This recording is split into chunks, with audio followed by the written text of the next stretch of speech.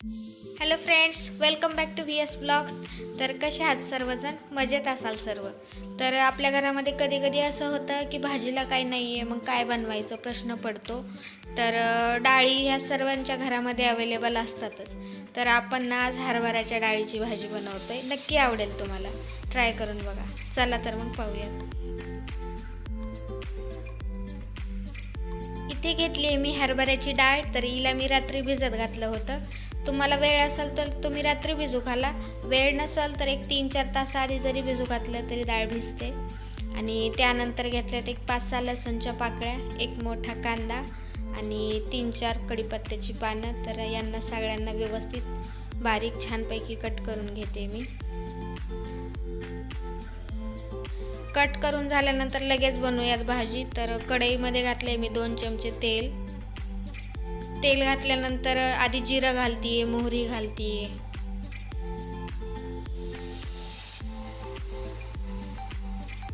जिरं मोहरी व्यवस्थित तडतडली की लसूण घातलाय आणि लसूण हा थोडासा ब्राउनिश झाला की कढीपत्त्याची पानं घालायची. कढीपत्त्याची पानं घातल्यानंतर लगेच घालतीये कांदा. तर कांदा हा व्यवस्थित फ्राय करून घेऊया. तर कांदा हा फ्राय झालेला आहे. आता याच्यामध्ये घालते मी अर्धा चमचा हळदी पावडर, 2 चमचे लाल तिखट आणि 1 चमचा मीठ. तर यांना व्यवस्थित फ्राय करून घेऊया आणि त्यानंतर घालूया आपली भिजत घातलेली डाळ.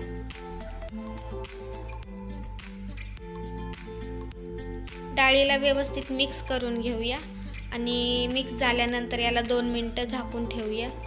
तर झाकून ठेवल्यानंतर बघू शकता डाळ थोडीशी मऊ झाली आहे. आणि आता आपण याच्यात घालणार आहोत पाणी.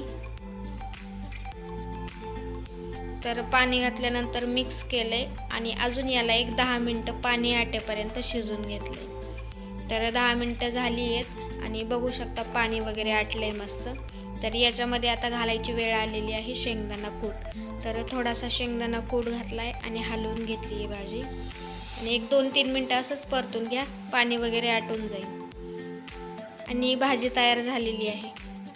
जर तुम्हाला कोरडी भाजी आवडत नसेल तर तुम्ही यामध्ये रस्सा भाजी पण बनवू शकता, सेम थोडंसं पाणी जास्त घालून. तर कशी वाटली रेसिपी नक्की कमेंटमध्ये सांगा. व्हिडिओ आवडला तर लाईक शेअर सबस्क्राईब नक्की करा. भेटूयात पुढच्या व्हिडिओमध्ये. तोपर्यंत बाय बाय.